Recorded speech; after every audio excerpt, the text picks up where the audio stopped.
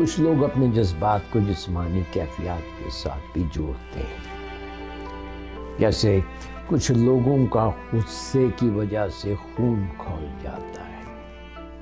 اور کچھ کا غصے کی وجہ سے سر گھوم جاتا ہے، کچھ لوگوں کا پتا خوف سے پانی ہو جاتا ہے اور کچھ شرم سے پانی پانی ہو جاتے ہیں۔ اچھا یہ بتائیں کہ آپ کے جذبات کیا ہوں گے اگر آپ کو کوئی نزدیکی عزیز فوت ہو گیا ہے، یا اگر کوئی آپ کو بغیر وجہ کے ڈانٹتا ہے، یا اگر آپ کو کسی نے دکان سے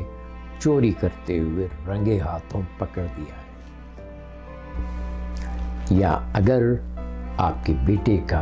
امتحان فیل ہو گیا ہے۔ سوچ، جذبات، جسمانی علامات اور ایکشنز کے درمیان تعلق سمجھنے کے لیے ایک مثال دیکھتے ہیں۔